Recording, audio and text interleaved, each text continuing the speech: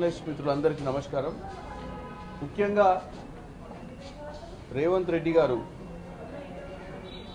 Telangana assembly వేదికగా ఈ యొక్క సోషల్ మీడియా వేదికగా కొంతమంది ఫేక్ జర్నలిస్టుల గురించి మాట్లాడుతూ చేసినటువంటి కామెంట్స్ మీద పలు రకాల చర్చలు, పలు రకాల వివాదాలు సృష్టించే ప్రయత్నం చేస్తున్నారు. అమిత్ మాల్వియా అనే బీజేపీకి సంబంధించినటువంటి సోషల్ మీడియా చూసుకునే వ్యక్తి వాటిని ఫస్ట్ వక్రీకరించి రాయడం.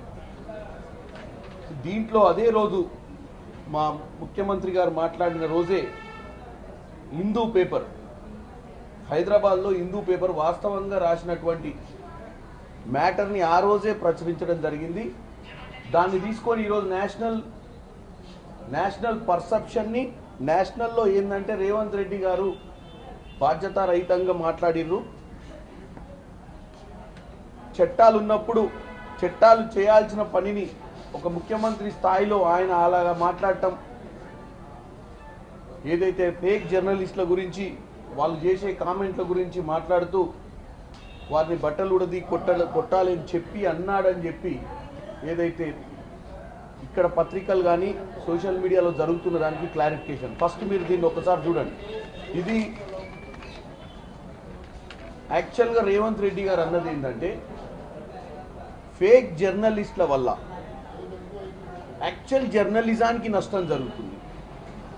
ఎవరైతే జర్నలిస్టులు చాలా ప్రొఫెషనల్గా ఉండే జర్నలిస్టులు వాస్తవాలు ప్రజలకు తెలవాలని చెప్పి జర్నలిజం చేసేటువంటి జర్నలిస్టులకు ఈ ఫేక్ జర్నలిజం తోటి జనాలను తప్పుదో పట్టించి వాళ్లకు నచ్చిన వారి కోసము వారికి ఏదో విధంగా ఆర్థిక లావాదేవీలు ఉండి వాళ్లకు లాభం జరిగే విధంగా ఉన్న వారి కోసం ప్రోత్సహించే విధంగా వీళ్ళు తప్పుడు ప్రచారం చేస్తున్న దాని గురించి మాట్లాడింది.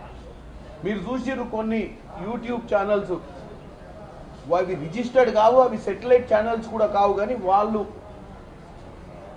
ఏ విధంగా రాజకీయ పార్టీలో నాయకుల గురించి మాట్లాడటం ఒక ఎత్తు అయితే, నాయకుల కుటుంబ సభ్యుల గురించి అసలు మాట్లాడుకోలేని, నేను ఇక్కడ మీడియాలో చెప్పలేని పదజాలంతో ఇంటికాడ ఉన్నటువంటి కుటుంబ సభ్యుల మీద మాట్లాడినప్పుడు మరి బీజేపీ నాయకులు అమిత్ షా గారైనా, మోడీ గారైనా, ఇక్కడ ఉన్నటువంటి ముఖ్య నాయకులైనా మరి వారి కుటుంబ సభ్యుల మీద ఎవరైనా అలాగే మాట్లాడితే ఉపేక్షిస్తారా అని అడుగుతున్నా. రేవంత్ రెడ్డి గారు people could be stripped for objectionable comments అని చెప్తూనే అక్కడ ఉన్నటువంటి పార్లమెంట్ అంటే మన అసెంబ్లీ అఫేర్స్కి సంబంధించినటువంటి మినిస్టర్ శ్రీధర్ బాబు గారు మీరు ఇమీడియట్గా ఇటువంటి సంఘటనలు అంటే ఇటువంటి ఫేక్ జర్నలిస్టులు చేస్తున్న ప్రచారాన్ని అడ్డుకట్టలు వేయడానికి ఏదో ఒక చట్టం రూపొందించాల్సిన అవసరం ఉంటుందని కూడా అదే సభలో మాట్లాడింది. అంటే రేవంత్ రెడ్డి గారు అన్నది ఏంటంటే కొంచెం హార్ష్గా మాట్లాడింది వాస్తవమే.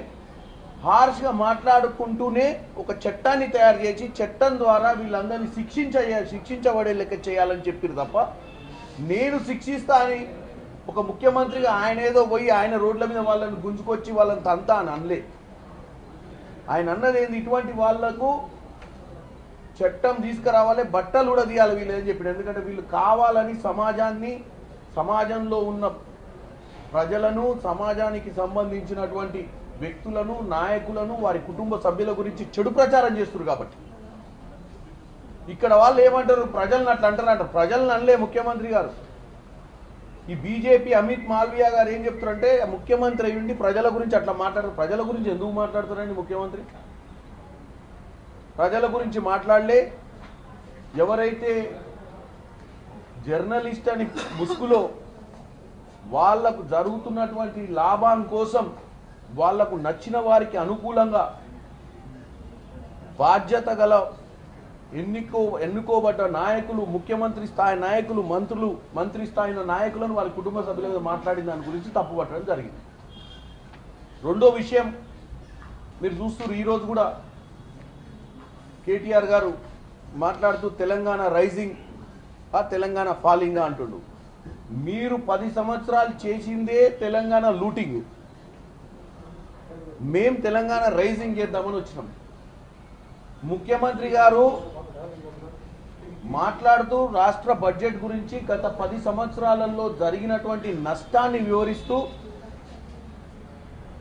టీఏడీఏలకు సంబంధించినటువంటి మాటలు ఏదైతే మాట్లాడిండో ఆయన రాష్ట్రంలో ఉన్నటువంటి ఉద్యోగస్తులందరికీ కూడా రాష్ట్రంలో ఉన్న ఆర్థిక పరిస్థితులు, పోయిన ప్రభుత్వంలో 1వ తారీఖు కూడా జీతాలు రాకున్నా ఈ ప్రభుత్వం వచ్చినాక 1వ తారీఖు జీతాలు వేస్తుంది. టీఏడీఏల విషయంలో ఏదైతే కౌన్సిల్ల ప్రశ్నకు జవాబిస్తూ కొన్ని రోజులు ఓపికతో ఉండాల్సిందిగా, వీలైనంత త్వరగా అన్ని చేస్తాం, మీకు అన్ని తెలుసు, ఎందుకంటే మీరు ఈ రాష్ట్రంలో కీలకంగా ఉద్యోగాలు చేస్తూ ఈ రాష్ట్ర ఆర్థిక పరిస్థితి తెలిసిన వారుగా చెప్పిడు తప్ప దాన్ని కూడా ఇక్కడ కొన్ని వక్రీకరించే ప్రయత్నం చేస్తుంది నేషనల్ పాలిటిక్స్లో.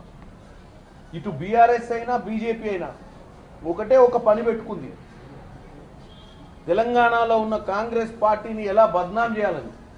మరి తెలంగాణ ఈరోజు కష్టాలలో ఉంటే, ఒకవేళ తెలంగాణకు నిజంగానే ఆర్థికంగా లోటు ఉంటే మిగతా 8 మంది బీజేపీ ఎంపీలకు కూడా ఈ బాధ్యత ఉందనేది మర్చిపోవద్దు.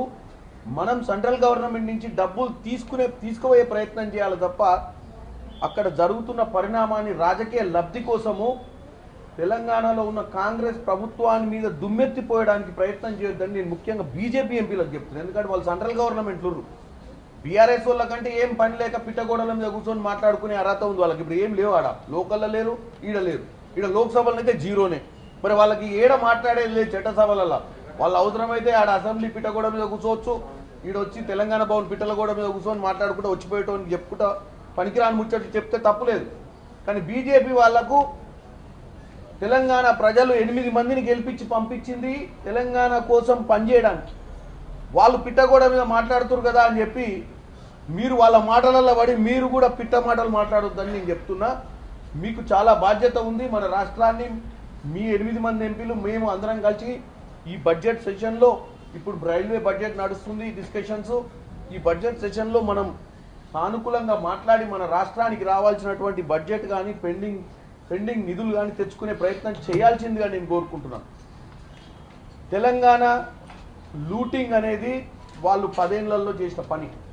ఇవాళ ఒకటి చెప్తున్నా తెలంగాణ ప్రజలకు, రేవంత్ రెడ్డి గారు ముఖ్యమంత్రి అయ్యి సంవత్సరం మీద 4 నెలలు, దీంట్లో 5 నెలలు కేవలం ఎలక్షన్ కోడ్లనే పోయింది.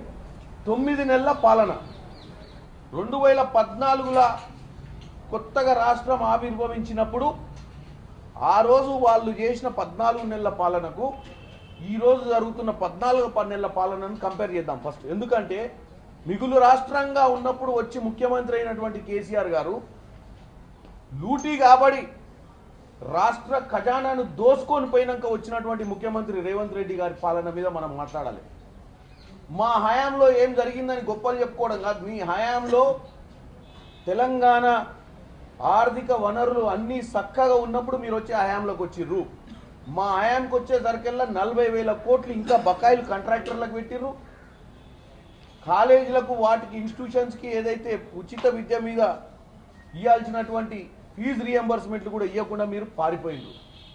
మీరు ఈరోజు రోజు పొద్దున మధ్యాహ్నం రాత్రి 3 పూటల మీకు ఒకటే ఒక పని, ఉన్న ప్రభుత్వాన్ని ఎట్లా నిందల పాలు చేయాలని. హరీష్ రావు గారు నిన్న వాళ్ళ మామ జాతి పిత అట. దేనికి జాతి పిత?